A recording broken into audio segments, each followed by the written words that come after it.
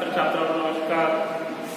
अपने BA part second में जो ह्यूमन ज्योग्राफी है मानव भूगोल, उस मानव भूगोल में अपने इससे पहले चर्चा कर रहे थे जनसंख्या वृद्धि के कारक यानी जनसंख्या वृद्धि के कारण और उनको प्रभावित करने वाले कारक तथा जनसंख्या वृद्धि का जो घनत्व है, जनसंख्या वृद्धि से संबंधित घनत्व है, उनके बारे में अपने चर्चा कर रहे थे। लेकिन आज अपने डिजिटल ऑनलाइन क्लास में अपने चर्चा करने वाले हैं यानी जनसंख्या वृद्धि से संबंधित सिद्धांतों के बारे में। यानी जनसंख्या वृद्धि के यानी कई विद्वानों ने, कई मानव शास्त्रियों ने इसके बारे में अपने अपने मत स्पष्ट किए और उन्होंने अपने अपने हिसाब से मतों का विभाजन किया। तो सबसे पहले ये देखने को मिला कि अलग अलग विद्वानों के अलग अलग तर्क के आधार पर यानी जनसंख्या भूगोल में वृद्धि के जो सिद्धांत हैं उसमें सबसे ज्यादा यानी सर्वोपरि जो मान्यता मिली वो है यानी पहला जो मान्यता था माल्थस का सिद्धांत, उसके बाद में जो दूसरा सिद्धांत है वो है अनुकूलतम जनसंख्या का सिद्धांत और थर्ड है कार्ल मार्क्स का सिद्धांत और फोर्थ है सैंडर्स का सिद्धांत। ये चार मूलभूत सिद्धांत हैं जनसंख्या वृद्धि के बारे में। अपने अपने हिसाब से माल्थस ने ये स्पष्ट करने की कोशिश की कि जो जनसंख्या वृद्धि है ये जनसंख्या वृद्धि दो मान्यताओं के दो आधारों पर चलती है। एक आधार है गणितीय आधार और एक है ज्यामितीय आधार। यानी दो सिद्धांत दो तर्कों के आधार पर चलती है। तो उन्होंने ये स्पष्ट किया कि जो मानव की जो मूलभूत आवश्यकताएं हैं वो मूलभूत आवश्यकताएं चलती हैं गणितीय आधार पर। गणितीय आधार का मतलब होता है गणितीय आधार में होता है जैसे गणितीय आधार।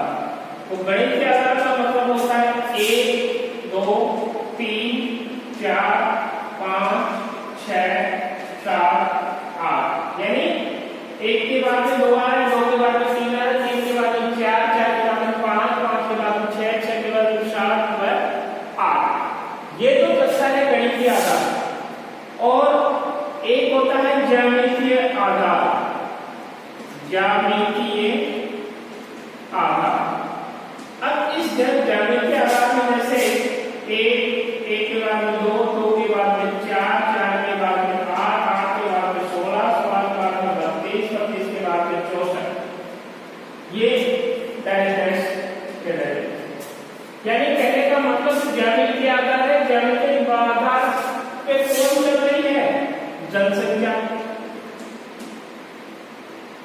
ये जनसंख्या ज्यामितीय आधार के अनुरूप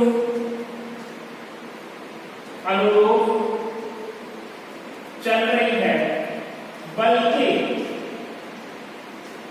जो मानव की जो आवश्यकताएं हैं वो आवश्यकताएं कैसे चल रही है? बिल्कुल गणितीय आधार। तो इस चीज को समझाने के लिए यानी सबसे पहले प्रसिद्ध ब्रिटिश अर्थशास्त्री यानी प्रसिद्ध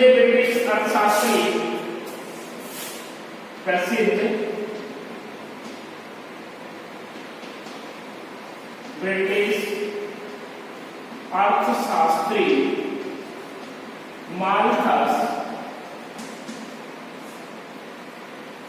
यानी ब्रिटिश अर्थशास्त्री व ज्यामितीय विशेषज्ञ गणित के विशेषज्ञ प्रोफेसर थॉमस रॉबर्ट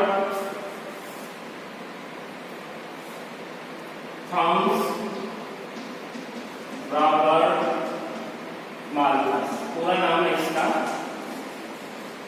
और ये कौन थे? गणितीय विशेषज्ञ। तो इन्होंने सबसे पहले यानी प्रोफेसर थॉमस रॉबर्ट माल्थस ने अपने पुस्तक 1883 में, अपनी पुस्तक 1879 में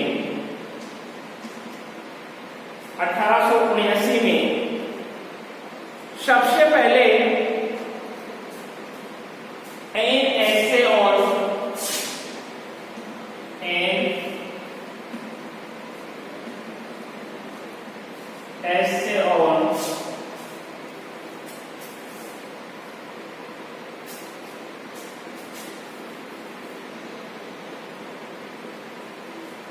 ऐसे on the principle C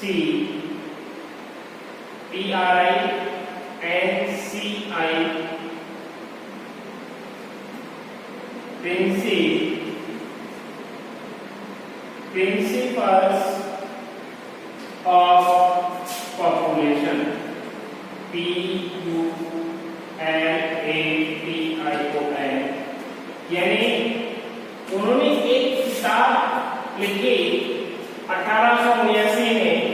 उस किताब में ऐसे होता है प्रिंसिपल ऑफ पॉपुलेशन, यानी इस किताब में उसने ये समझाने की कोशिश की, किसने, डॉक्टर थॉमस रॉबर्ट माल्थस ने। तो उन्होंने ये कहा कि यूरोप की जनसंख्या के अध्ययन के आधार पर, उसने आधार क्या माना, यूरोप की जनसंख्या, कि यूरोप की जनसंख्या के आधार पर, यानी यूरोप की जनसंख्या के अध्ययन के आधार पर जनसंख्यावादी सिद्धांत, जेवी के सिद्धांत का प्रतिपादन किया। यानी यूरोप के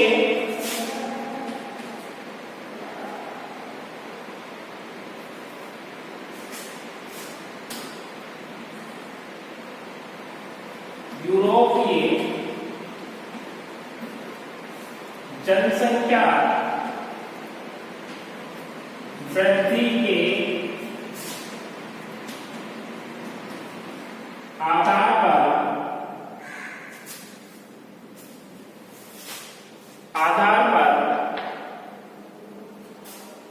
जनसंख्या वृद्धि सिद्धांत, जेवी के सिद्धांत का पालन किया। आधार पर जेवी के सिद्धांत का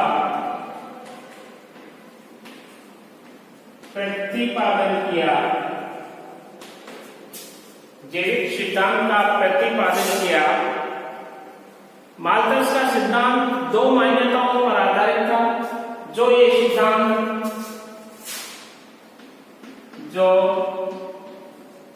सिद्धांत दो मान्यताओं पर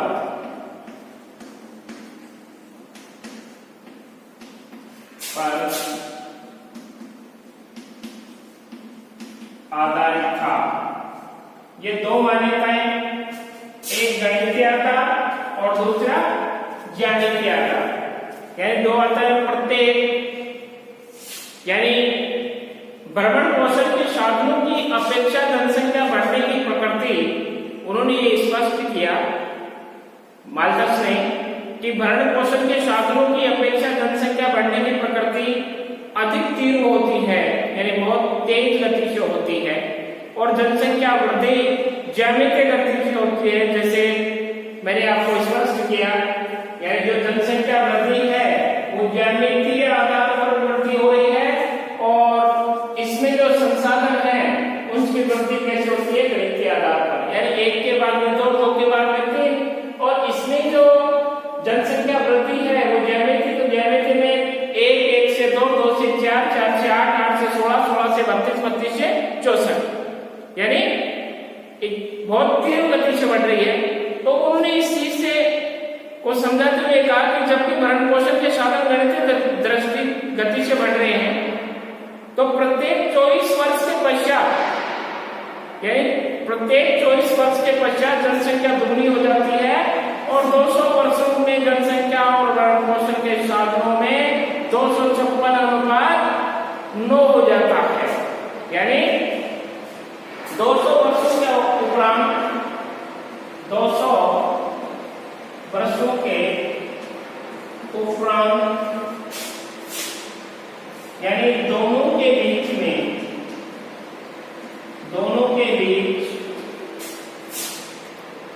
256 अनुपात 9 हो जाता है, ये हो जाता है। तो जनसंख्या तो कितनी बढ़ी है, 256 हो गई, यानी कितना गुना, यानी काफी, और जिसमें जो मूलभूत सुविधाएं हैं वो कैसे बढ़ रही हैं, 9 के अनुपात में। तो काफी इसमें क्या हो गया, अंतर हो रहा है, और इस अंतर की वजह से अपने देश में क्या मच जाएगी, भूखमरी मच जाएगी। तो 300 वर्षों पर जब 300 वर्ष होंगे तो 4096 अनुपात 13 हो जाएगा, और 2000 वर्षों पर यह अंतर अनिश्चित हो जाएगा, जिसका कोई अंतर नहीं माना जाएगा, यानी कोई उसकी सीमा नहीं रहेगी।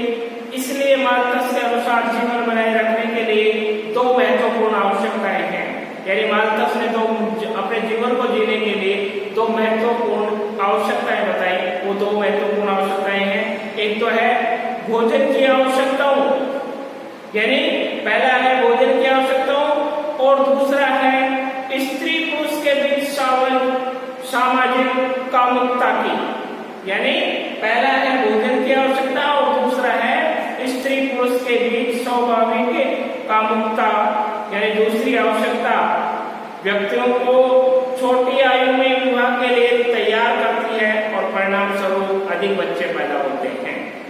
यानी जो पहली है वो बिल्कुल स्पष्ट है कि भोजन की आवश्यकता और स्त्री पुरुष के बीच स्वाभाविक कामुकता, दूसरी आवश्यकता व्यक्तियों को छोटी उम्र में विवाह के लिए तैयार करती है, परिणाम स्वरूप अधिक बच्चे पैदा होते हैं।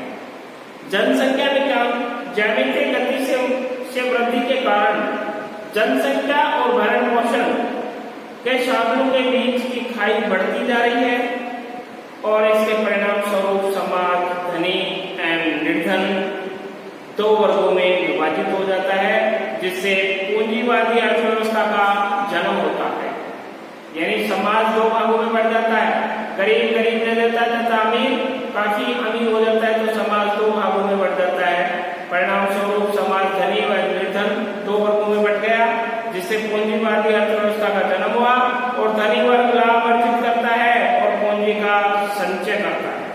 यानी जो धनी है वो क्या करेगा, लाभ अर्जित करेगा, उसमें एक लालसा होती है कि मैं आज मेरे पास में 1 लाख है तो कल मेरे पास में 2 लाख होने चाहिए, तो उसमें क्या हो गई, लालसा हो गई। तो धनी वर्ग अपने लालसा में पूंजी का संचय करता है, और तथा पूंजी का संचय करता रहता है, वह अपने उपयोग के स्तर में वृद्धि करता है, किंतु जीवन स्तर के गिरावट के डर से वह अपनी जनसंख्या में वृद्धि नहीं करता। क्यों? क्योंकि यदि वो जीवन स्तर में वृद्धि होगी, यदि उनके परिवार में वृद्धि होगी, तो जो उसकी संपत्ति है वो किसमें बढ़ जाएगी, टुकड़ों में बढ़ जाएगी। इसलिए उसको क्या है, डर है।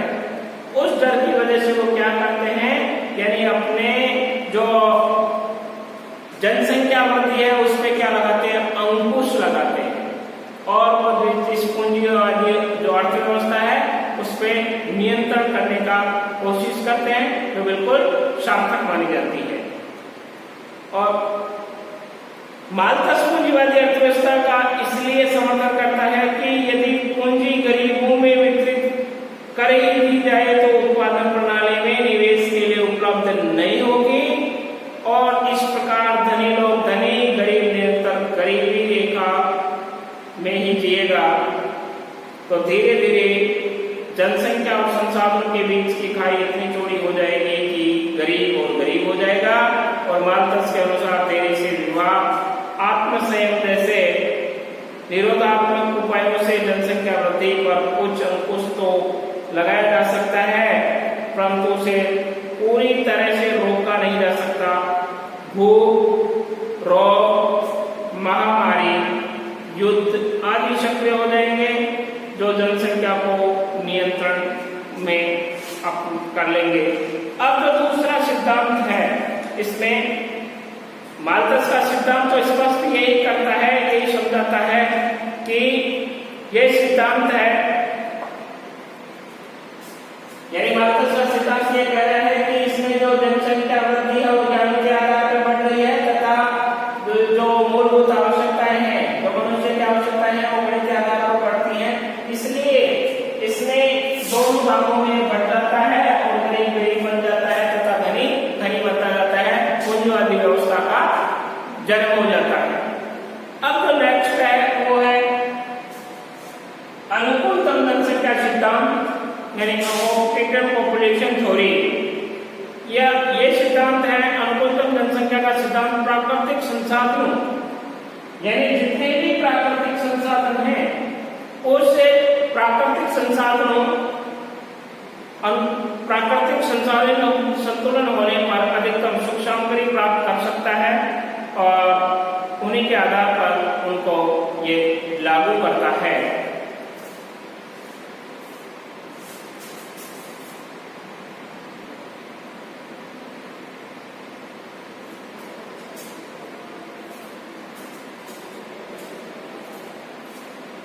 छात्रों अपने बात कर रहे थे सिद्धांत के बारे में, तो उसमें सिद्धांत में माल्थस का सिद्धांत कंप्लीट हो गया। माल्थस के सिद्धांत के बाद में जो दूसरा सिद्धांत है अनुकूलतम जनसंख्या सिद्धांत, यानी ऑपरेटेड पॉपुलेशन थ्योरी। तो अनुकूलतम जनसंख्या का सिद्धांत प्राकृतिक संसाधनों का और प्राकृतिक संसाधनों और जनसंख्या के संतुलन पर क्या है आधारित है, और इस दोनों में संतुलन होने पर अधिकतम सुख सामग्री क्या सुख समृद्धि प्राप्त करते हैं, यानी प्राकृतिक संसाधन व जनसंख्या के संतुलन पर, यानी प्राकृतिक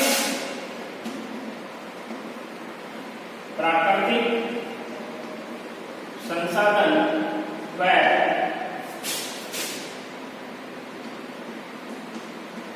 जनसंख्या वृद्धि दोनों में क्या होना चाहिए संतुलन, दोनों में क्या होना चाहिए संतुलन। तब तो जाके क्या है कि जनसंख्या वृद्धि में भी अपने आप में क्या होगा एक बेनिफिट मिलेगा, फायदा होगा।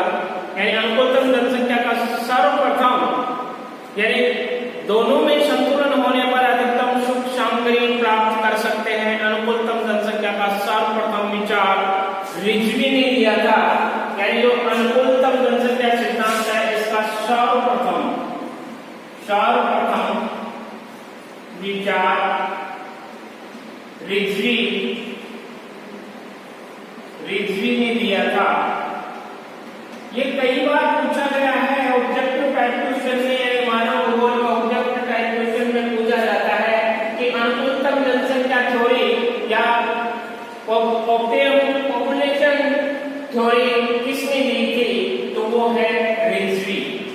यानी अनुकूलतम जनसंख्या सिद्धांत सर्वप्रथम किसने प्रतिपादित किया था रिजवी ने, जिसको अपने सिजविक भी बोल सकते हैं। सिजविक के महोदय ने इसको सर्वप्रथम अपने सिद्धांत में प्रतिपादित किया और उन्होंने स्पष्ट किया कि एडविन, किंतु ब्रिटिश अर्थशास्त्री एडविन कैनन को इस सिद्धांत का जनक माना जाता है। जो ब्रिटिश अर्थशास्त्री एडविन कैनन, ब्रिटिश अर्थशास्त्री, ब्रिटिश अर्थशास्त्री एडविन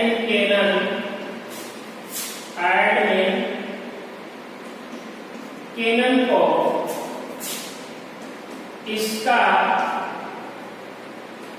जन्मदाता कहा जाता है। एडविन कैनन को इसका जन्मदाता कहा जाता है क्योंकि इस सिद्धांत के लिए अनुकूलतम या आदर्श शब्द का प्रयोग सर्वप्रथम एडविन कैनन ने किया था। क्योंकि अनुकूलतम या आदर्श सिद्धांत, अनुकूलतम या आदर्श शब्द का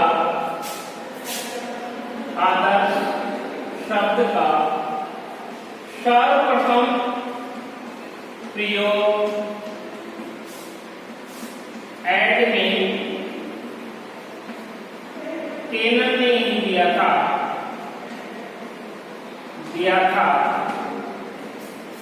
एडमिन केनन ने दिया। अन्य विद्वानों द्वारा सिद्धांतों की जो व्याख्या है उस व्याख्या को स्पष्ट करते हुए अन्य विद्वानों द्वारा सिद्धांत की जो व्याख्या है, जैसे डाल्टन महोदय ने, तो डाल्टन महोदय ने कहा कि अनुकूलतम जनसंख्या वह है जो प्रति व्यक्ति अधिकतम आय देती हो। यानी डाल्टन महोदय के अनुसार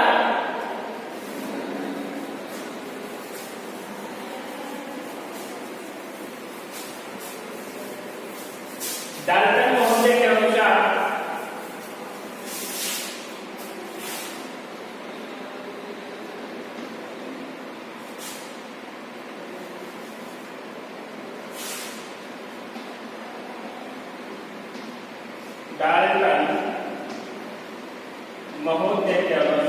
अनुकूलतम जनसंख्या के बारे में उन्होंने स्पष्ट शब्द कहे कि अनुकूलतम जनसंख्या वह है,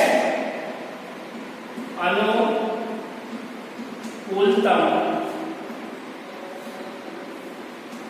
जनसंख्या वह है, जनसंख्या वह है जो प्रति व्यक्ति अधिकतम आय देती है, जो प्रति व्यक्ति अधिकतम आय देती है। अनुकूलतम जनसंख्या वह है जो प्रति व्यक्ति अधिकतम आय देती है, यानी एक व्यक्ति को अधिक से अधिक आय देती है, वही क्या कहलाती है, अनुकूलतम जनसंख्या। किसके अकॉर्डिंग, डाल्टन टू अकॉर्डिंग, यानी डाल्टन के अनुसार। अब रॉबिन्सन महोदय इसके बारे में बोलते हैं, यानी रॉबिन्सन के अनुसार, रॉबिन्सन बोल रहे हैं इसके बारे में, अनुकूलतम जनसंख्या के बारे में, वह जनसंख्या जिससे अधिक, वह जनसंख्या जिससे अधिक, वह जनसंख्या जिससे अधिकतम उत्पादन, अधिकतम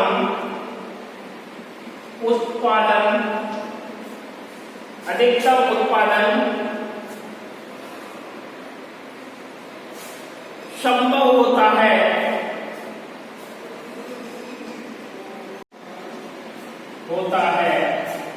वह अनुकूलतम जनसंख्या कहलाती है। यानी रॉबिन्सन के अनुसार वह जनसंख्या जिससे अधिकतम उत्पादन संभव होता है, वह अनुकूलतम जनसंख्या कहलाती है। अब कार्ल सैंडर्स के अनुसार, यानी कार्ल सैंडर्स इसके बारे में अपने विचार व्यक्त करते हैं। कार्ल सैंडर्स के अनुसार, कार्ल सैंडर्स भी अपना व्यक्तित्व व्यक्त करते हैं कि आदर्श जनसंख्या वह है, आदर्श जनसंख्या वह है जो अधिकतम कल्याणकारी हो, जो अधिकतम कल्याणकारी हो। यानी हर एक आदमी का उसमें क्या हो, कल्याण हो, हर एक आदमी को फायदा मिले, बेनिफिट मिले, यानी उसको, यानी अधिक से अधिक सुविधाओं का क्या हो, लाभ मिले, उसको आदर्श जनसंख्या वह जो अधिकतम कल्याणकारी हो। यानी कार्ल सैंडर्स का विचार ये था कि आदर्श जनसंख्या वह होगी जो अधिकतम कल्याणकारी हो, यानी अधिक से अधिक लोगों का उसमें क्या हो, फायदा हो, वही आदर्श जनसंख्या होगी। अब संक्षेप में अनुकूलतम जनसंख्या से अभिप्राय जनसंख्या तो उस आकार से होता है जो उपलब्ध संसाधन पूंजी जो वर्तमान प्रवृत्ति की स्थिति में अधिकतम प्रति व्यक्ति आय प्रदान करती है। यानी संक्षेप में इन तीनों के संक्षेप में आप कह सकते हैं, संक्षेप में हम कह सकते हैं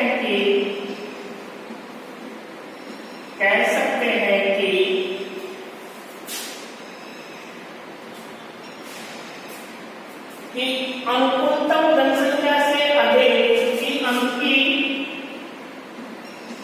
अनुकूलतम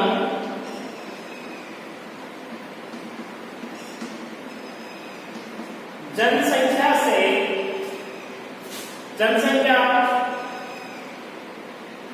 अभिप्राय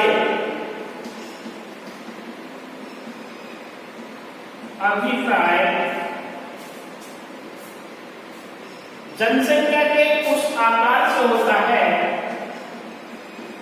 जनसंख्या के उस आकार से होता है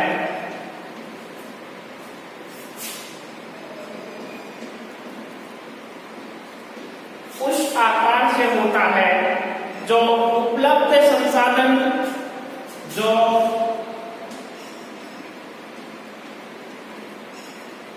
उपलब्ध संसाधन पूंजी जो वर्तमान प्रवृत्ति की स्थिति पूंजी जो वर्तमान प्रवृत्ति की स्थिति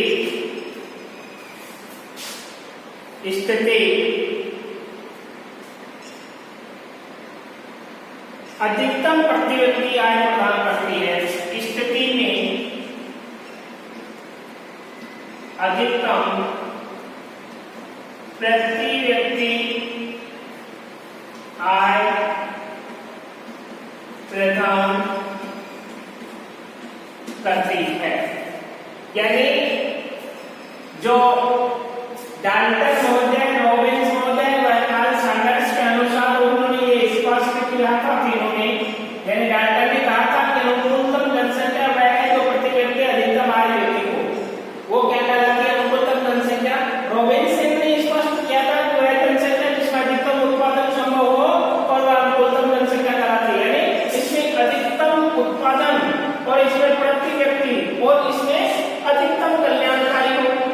यानी एक व्यक्ति कह रहा है कि प्रति व्यक्ति अधिक हो, आय अधिक हो, दूसरा उत्पादन संभव अधिक हो और तीसरा कह रहा है कि अधिकतम कल्याणकारी हो। जो आदर्श जनसंख्या का वर्णन दे सकते हैं, तो इन तीनों का संक्षेप में हम कह सकते हैं, हम बोल सकते हैं कि अनुकूलतम जनसंख्या से अभिप्राय जनसंख्या के उस आकार से होता है जो उपलब्ध संसाधन पूंजी को वर्तमान प्रवृत्ति की स्थिति में अधिकतम प्रति व्यक्ति आय प्रदान करता हो। यानी कहने का मतलब संसाधन पूंजी को इतने स्तर से न ले जाए और उससे अधिकतम लोगों को अपनी पूंजी का लाभ प्राप्त हो सकते, वो क्या कहलाता है आदर्श अनुकूलतम जनसंख्या सिद्धांत। तो इसमें तीनों जो मानवशास्त्री हैं, इन तीनों मानवशास्त्री का सिद्धांत बिल्कुल सार्थकपूर्ण सिद्ध हुआ और उन्होंने जनसंख्या वृद्धि के सिद्धांत को स्पष्ट करने की कोशिश की। अब जो अपना नेक्स्ट है वो है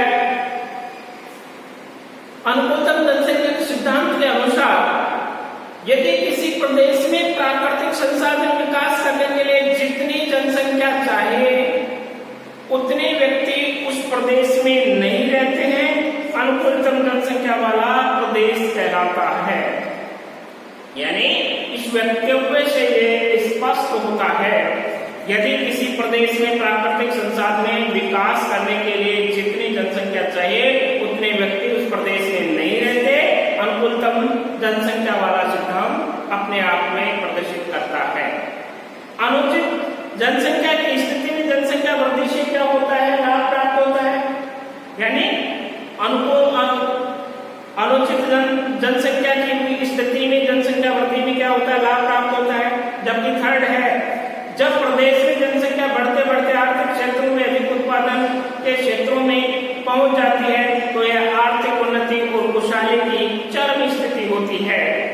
अनुकूलतम जनसंख्या कहलाती है।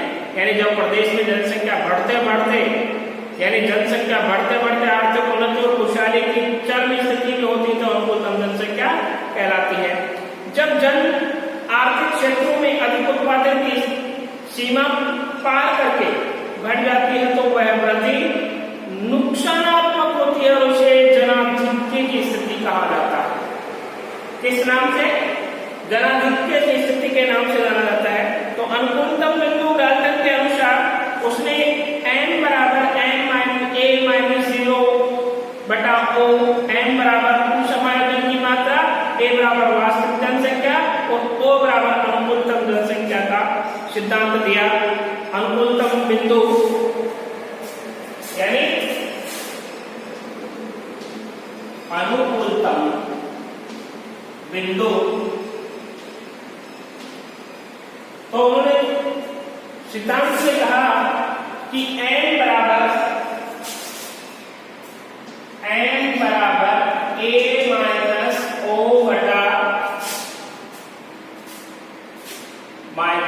बटा o, ये उन्होंने परिभाषित किया और उसमें समझाने की कोशिश की कि वह बिंदु जिसके एक और जनाधिक्य तथा दूसरी ओर अब जनसंख्या की स्थिति होती है अनुकूलतम बिंदु कहलाती है। अब जो तीसरा सिद्धांत है वो तीसरा सिद्धांत है कार्ल मार्क्स का सिद्धांत, यानी कार्ल मार्क्स का सिद्धांत। तो कार्ल मार्क्स का सिद्धांत जो थर्ड सिद्धांत है ये वाला, यानी कार्ल मार्क्स का सिद्धांत, ये कार्ल मार्क्स का सिद्धांत, ये कार्ल मार्क्स का सिद्धांत थर्ड सिद्धांत है। ये सिद्धांत ये साबित करता है कि कार्ल मार्क्स ने अपने साम्यवादी सिद्धांत के प्रतिपादन में जनसंख्या वृद्धि के संबंध में अपना विचार व्यक्त किया था, जिसमें उसका यह मानना था कि समाज धनी एवं निर्धन वर्गों में विभाजित है। यानी समाज धनी व निर्धन दो वर्गों में क्या है? विभाजित है, जो बिल्कुल सही है। यानी एक तो क्या है? काफी धनी है और दूसरा क्या है? काफी गरीब है। और जो तीसरा वर्ग है वो मध्यम श्रेणी का वर्ग, उसको उसने ध्यान नहीं दिया था। तो समाज धनी और निर्धन दो वर्गों में विभाजित है। धनी वर्ग पूंजी संचय करता है, जो धनी वर्ग है वो क्या करता है? पूंजी संचय करता है, क्योंकि गरीब वर्ग के लिए श्रम ही संपत्ति है। उन्होंने कहा कि पूंजी वर्ग जो पूंजीपति लोग हैं वो पूंजी संचित करते हैं तथा गरीब लोग उनका जो पूंजी है, उनकी जो संपत्ति है वो केवल क्या है? श्रम करना, यानी मेहनत करना ही उनके लिए वो उनकी पूंजी है। ये किसने कहा? Karl Marx. तो कार्ल मार्क्स का ये सिद्धांत काफी अपने विचारों से अनुकूल था और उनके अनुसार अपना एक जनसंख्या सिद्धांत होता है आता है। जनसंख्या के संबंधित सिद्धांत को उस समय के उत्पादन प्रारूप के संदर्भ में समझना चाहिए। तो कार्ल मार्क्स का यह मानना था कि गरीबी, बेरोजगारी व विपरीत पूंजीवादी व्यवस्था का प्रतिफल है। उन्होंने स्पष्ट कहा कि मार्क्स का यह मानना है कि गरीबी, बेरोजगारी व विपरीत पूंजीवादी व्यवस्था का प्रतिफल है, क्योंकि इस व्यवस्था में सतत स्थिरता के कारण सभी लोगों को रोजगार नहीं मिल पाता, चाहे जनसंख्या वृद्धि दर कुछ भी हो। उन्होंने स्पष्ट किया कार्ल मार्क्स ने कि चाहे जनसंख्या वृद्धि कितनी हो, सभी लोगों को क्या नहीं मिल पाता? रोजगार नहीं मिल पाता। उन्होंने ये बताया कि यदि साम्यवादी व्यवस्था का अनुसरण किया जाए तो शोषण, बेरोजगारी व गरीबी से छुटकारा पाया जा सकता है। अतः उन्होंने समाज को पूंजीवादी व्यवस्था से छुटकारा दिलाने के लिए समाज सुधार की पहल की और उन्होंने ये बताया कि तकनीकी परिवर्तन पर भी जोर दिया जाना चाहिए ताकि श्रम की उत्पादकता में वृद्धि हो सके व अधिकतम उत्पादन प्राप्त हो सके। मार्क्स का यह मानना था कि समाज सुधार के माध्यम से ऐसे सुंदर परिवर्तन लाए जा सकते हैं कि जनसंख्या नियंत्रण की आवश्यकता ही नहीं रहे। यह कहा जा सकता है कि मार्क्स का जनसंख्या सिद्धांत मुख्यतः श्रम का सिद्धांत है। यानी जो अर्थशास्त्री हैं, कार्ल मार्क्स भी एक अर्थशास्त्री था, उन्होंने ये स्पष्ट करने की कोशिश की कि यदि अपने समाज में सभी लोग परिश्रम करने लगे, मेहनत करें, तो अपना जो जनसंख्या वृद्धि का जो तारतम्य है, जो जनसंख्या वृद्धि बढ़ रही है, उसमें अंकुश लगाया जा सकता है। अब शर्तें क्या है कि उसमें दो समाज बताए उसने, एक धनी समाज है, गरीब समाज, यानी एक धनी वर्ग है, दूसरा गरीब वर्ग है। जो धनी वर्ग क्या करे, धनी वर्ग तो अपने आप में जो यानी उनके पास में जो संपत्ति है उसके अलावा यानी और भी संपत्ति इकट्ठा करने में लगे हुए हैं, उसको संचय करने में लगे हुए हैं। जबकि गरीब आदमी है वो क्या कर रहा है, यानी श्रम कर रहा है, मेहनत कर रहा है, और उस मेहनत को, श्रम को यानी कार्ल मार्क्स ने कहा उसको उनकी संपत्ति कहा, बल्कि ये सार्थक नहीं हो सकता, क्योंकि जो आदमी श्रम कर रहा है तो उसके पास में श्रम का जो वास्तविक स्थिति है वो बिल्कुल उसके अनुकूल होनी चाहिए, लेकिन ऐसा नहीं होता। यानी उसका क्या करते हैं, शोषण करते हैं। जो पूंजीवादी हैं, जो बड़े लोग हैं, जो पैसे वाले हैं, यानी धनाढ्य हैं, वो उनका क्या करते हैं, प्रतिदिन क्या करते हैं, शोषण करते हैं। शोषण करने की वजह से उनमें धीरे धीरे क्या होता है, गरीबी और भी काफी बढ़ती चली जाती है और उसको बेनिफिट नहीं मिल पाता। इसलिए ये जो वर्ग है, सर्वहारा वर्ग भी कह सकते हैं इसको, क्योंकि इसमें क्या काफी क्या होता है, लॉस होता है। तो पूंजीवादी व्यवस्था का प्रतिफल है क्योंकि इस व्यवस्था में सतत स्थिरता के कारण सभी लोगों को रोजगार नहीं मिल पाता, क्योंकि ये क्या है, पूंजीवादी अर्थव्यवस्था है। इसमें जितने यानी करोड़ों की जनसंख्या है तो करोड़ों की जनसंख्या में करोड़ों लोगों को क्या रोजगार नहीं मिल पाएगा, और जो बेरोजगार लोग हैं इससे अपने आर्थिक जो जीडीपी है उसमें क्या होता जाएगा, धीरे धीरे लॉस होता जाएगा। और चाहे जनसंख्या वृद्धि दर कुछ भी हो, उन्होंने ये बताया कि यदि साम्यवादी व्यवस्था का अनुसरण किया जाए तो शोषण, बेरोजगारी एवं गरीबी से छुटकारा पाया जा सकता है। यानी उसका जो वक्तव्य है, साम्यवादी व्यवस्था का अनुसरण किया जाए तो शोषण, बेरोजगारी व गरीबी से छुटकारा पाया जा सकता है। अतः उन्होंने समाज को पूंजीवादी व्यवस्था से छुटकारा दिलाने के लिए समाज सुधार की पहल की, और उन्होंने तकनीकी परिवर्तन भी जोर दिया। उन्होंने कहा, कार्ल मार्क्स ने कहा कि जो अपनी तकनीकी है, इस तकनीकी पे विशेष ध्यान दिया जाए, विशेष पैसा खर्च किया जाए, तो अपना समाज है उसमें उन्नति होगी, और उन्नति होगी तो अपनी आर्थिक स्थिति है उसमें क्या होगा, सुधार होगा। और ये बिल्कुल सही है। यानी पहले के जमाने में आपने देखा होगा कि जो कृषक वर्ग था, जो किसान था, उस किसान के पास में इतनी तकनीकी नहीं थी। यानी कृषि तो करता था, यानी थोड़े से क्षेत्र में करता था, और उसमें केवल इतना सा काम करता था कि उसका परिवार का लालन पालन होता, और जो अपने पशुधन था उसका गुजारा करता, उसका पालन करते। बाकी उसके पास में यदि बेचने के लिए यानी विक्रय करने के लिए कुछ भी नहीं होता था। इसलिए ये कार्ल मार्क्स का जो सिद्धांत है, ये सिद्धांत अनुकूल, यानी कार्ल मार्क्स का जो सिद्धांत है ये बिल्कुल सत्य कह रहा है। यानी इससे स्पष्ट होता है कि इसमें यदि इस सिद्धांत के अकॉर्डिंग, यदि समाज के अकॉर्डिंग अपने इस तकनीकी का विकास करें, अधिक से अधिक अपने तकनीकी का विकास करें, तो उसको अपने समाज में उसका क्या मिलेगा, बेनिफिट मिलेगा, और बेनिफिट मिलेगा तो उसमें आर्थिक स्थिति में सुधार होगा, और सुधार होने की वजह से अपने में उसमें काफी फायदा होगा। मार्क्स का यह मानना था कि यदि समाज सुधार के माध्यम से ऐसे सुंदर परिवर्तन लाए जा सकते हैं कि जनसंख्या नियंत्रण की आवश्यकता ही नहीं पड़ेगी। यदि समाज में तकनीकी का विकास हो जाएगा, तो सभी लोग सभ्य हो जाएंगे, तो ये जनसंख्या वृद्धि पर कोई ध्यान देने की आवश्यकता नहीं पड़ेगी। क्यों नहीं पड़ेगी? क्योंकि हरेक मनुष्य के सामने यदि तकनीकी विकसित हो जाएगी, और तकनीकी विकसित हो जाएगी, तो वो जनसंख्या वृद्धि पे विश्वास नहीं करेगा, वो उसी पे करेगा कि अपने सीमित परिवार रहे, और सीमित परिवार रहे तो अपने उनके पास में अधिक पैसा रहेगा और उसकी आर्थिक स्थिति मजबूत रहेगी। और यदि जनसंख्या वृद्धि हो रही है तो उनकी पूंजी क्या है, 1 से 2, 2 से 3, 3 से 4, यानी उसमें क्या बढ़ जाएगी, तो उनकी आर्थिक स्थिति क्या होगी, गिर जाएगी। इसलिए कार्ल मार्क्स ने कहा कि अधिक से अधिक, यानी ये कहा जा सकता है कि मार्क्स का जनसंख्या सिद्धांत मुख्यतः श्रम का सिद्धांत है, यानी जो मेहनत करेगा उसके पास में पैसा होगा, तो पैसा होगा तो उनकी आर्थिक स्थिति भी क्या होगी, मजबूत होगी।